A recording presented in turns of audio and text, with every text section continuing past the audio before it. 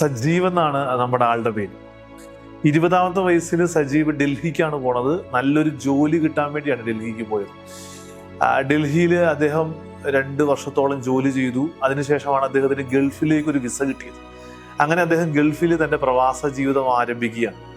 ആദ്യത്തെ അവധിക്ക് നാട്ടിൽ വന്നപ്പോഴാണ് സജീവന്റെ വിവാഹം നടക്കുന്നത്. വിവാഹം കഴിഞ്ഞ് അവധിയൊക്കെ കഴിഞ്ഞ് സജീവ് തിരിച്ച് വീണ്ടും ഗൾഫിലേക്ക് പോയി. 2 വർഷത്തോളം കഴിഞ്ഞു സജീവ് തിരിച്ച് നാട്ടിൽ വരാൻ. 2 വർഷം കഴിഞ്ഞ് 2 മാസത്തെ അവധിയോടുകൂടി നാട്ടിൽ വന്നു. ഭാര്യ ഗർഭിണിയായി. സജീവ് വീണ്ടും ഗൾഫിൽ പോയ സമയത്താണ് ഒരു പെൺകൊച്ചുണ്ടായത്.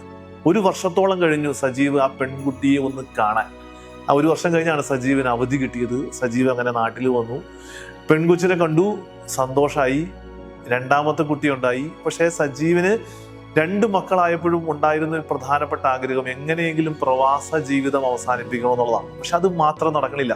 ഓരോ പ്രാവശ്യവും ഓരോ ബാധ്യതകൾ കൂടുകയാണ്. 2 പെൺകുട്ടികളായി അവരുടെ പഠനങ്ങൾ ആരംഭിക്കുകയാണ്. വീട്ടില് ചില വീട് പണികൾ ഉണ്ടാകുന്നു. അപ്പൊ അങ്ങനെ എങ്ങനെയൊക്കെ പരിശ്രമിച്ചിട്ടും തൻ്റെ പ്രവാസ ജീവിതം അവസാനിപ്പിക്കാൻ പറ്റുന്നില്ല. അദ്ദേഹത്തിന്റെ ഉള്ളിൽ വളരെ ആഗ്രഹമുണ്ട് എങ്ങനെയെങ്കിലും അവസാനിപ്പിക്കണം, തൻ്റെ പെൺമക്കളുടെ കൂട്ടത്തില് തൻ്റെ ഭാര്യയുടെ കൂട്ടത്തിൽ ജീവിക്കണമെന്ന്. അങ്ങനെ കുറച്ച് നാളുകള് ഈ ഗൾഫില് കഷ്ടപ്പെട്ട് ജോലി ചെയ്ത് 3 വർഷത്തോളം ഈ മനുഷ്യൻ അവധിക്ക് പോലും വരാതെ കഷ്ടപ്പെട്ട് ജോലി ചെയ്ത് അദ്ദേഹം പണിയെടുത്ത് അദ്ദേഹത്തിന്റെ ജീവിതം കരുപിടിപ്പിക്കുകയാണ്. അതിന്റെ അവസാനം ഈ 3 വർഷത്തിന് ശേഷം അദ്ദേഹം ഗൾഫിലെ പ്രവാസ ജീവിതം അവസാനിപ്പിച്ച് നാട്ടിൽ വരികയാണ്. നാട്ടിൽ വന്ന് അദ്ദേഹം ഇനി ഗൾഫിൽ പോണില്ല. തൻ്റെ മക്കളുടെ കൂട്ടത്തിൽ, തൻ്റെ ജീവിത പങ്കാളിയുടെ കൂട്ടത്തിൽ ജീവിക്കാൻ പോവുകയാണ്. ഇനിയിപ്പോൾ എന്തെങ്കിലും ഒരു വരുമാന മാർഗം ഉണ്ടാവണമെന്നില്ല. അങ്ങനെ അദ്ദേഹം അവിടെ തൻ്റെ നാട്ടിൽ ഒരു പലചരക്ക് കട തുടങ്ങുകയാണ്. ആ പലചരക്ക് കട അദ്ദേഹം തുടങ്ങി. അദ്ദേഹം കട മുമ്പോട്ട് പോകുന്നു. അതിൻ്റെ ഇടയിലാണ് അദ്ദേഹം ഒരു വെല്ലുവിളി നേരിടുന്നത്. തൻ്റെ കടയിൽ നിന്ന് സാധനങ്ങൾ മോഷ്ടിക്കപ്പെടുന്നുണ്ട്. താൻ പോലും അറിയാതെ ആ സാധനങ്ങൾ നഷ്ടപ്പെടുന്നുണ്ട്. അത് അദ്ദേഹത്തിന് മനസ്സിലായി. ആദ്യം അദ്ദേഹം വിചാരിച്ചു പകൽ സമയത്താണ് എടുക്കണതെന്ന്. CCTV ഒന്നും ഇല്ലാതിരുന്ന കാലമാണ്. അപ്പൊ ഈ പകൽ സമയത്താണ് എടുക്കുന്നത് എന്ന് അദ്ദേഹത്തിന് മനസ്സിലാക്കാൻ സാധിച്ചില്ല. പിന്നെ അദ്ദേഹത്തിന് പതുക്കെ മനസ്സിലായി ഇത് പകൽ സമയത്തല്ല, രാത്രിയിൽ ആരോ തൻ്റെ കടയിൽ കയറി മോഷ്ടിക്കുന്നുണ്ടെന്ന്. അങ്ങനെ രാത്രിയിൽ തൻ്റെ കടയിൽ കയറി മോഷ്ടിക്കണ കള്ളനെ അദ്ദേഹം കണ്ടുപിടിച്ചു, മനസ്സിലാക്കി ആരാണ് മോഷ്ടിക്കണതെന്ന്. അദ്ദേഹം പോലീസിൽ പരാതിപ്പെട്ടു. പക്ഷെ പോലീസുകാർക്ക് തെളിവ് വേണം. പോലീസുകാർക്ക് ഈ കള്ളനെ എത്ര നോക്കിയിട്ടും കിട്ടണില്ല. ഒരു പിടികിട്ടാ പുള്ളിയായിട്ട് മാറുകയാണ്. അദ്ദേഹം തൻ്റെ നാട്ടുകാരോടൊക്കെ സംസാരിച്ചു.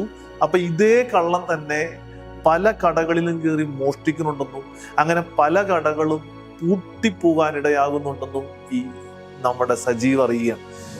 അപ്പൊ അവരുടെ നിസ്സഹായ അവസ്ഥയാണ്. പോലീസിന് ഇങ്ങനെ ഒരാളെ പിടിക്കാൻ പറ്റണില്ല, ഇങ്ങനൊരു കള്ളനെ പിടിക്കാനും പറ്റണില്ല. അവസാനം ഈ കട പൂട്ടപ്പെട്ടു പോയ അദ്ദേഹത്തിന്റെ നാട്ടുകാരും ഈ സജീവും കൊണ്ട് തീരുമാനിക്കുകയാണ് എങ്ങനെയെങ്കിലും ഈ കള്ളനെ പിടിച്ചേ പറ്റുള്ളൂ. അങ്ങനെ രാത്രി അവര് ഉറക്കമൊഴിച്ച് പല ദിവസങ്ങളിൽ കാത്തിരുന്ന് അവസാനം ചില ദിവസങ്ങളിൽ കള്ളൻ ഇവരെ വെട്ടിച്ച് വന്ന് സാധനം മോഷ്ടിച്ച് കടന്നു പോകുന്നുണ്ട്. ഇവരുടെ നിരാശയും വൈരാഗ്യവും ദേഷ്യവും ഒക്കെ കൂടുതലാണ്. അവസാനം ഒരു ദിവസം ഈ കള്ളനെ ഇവരുടെ കയ്യിൽ കിട്ടി.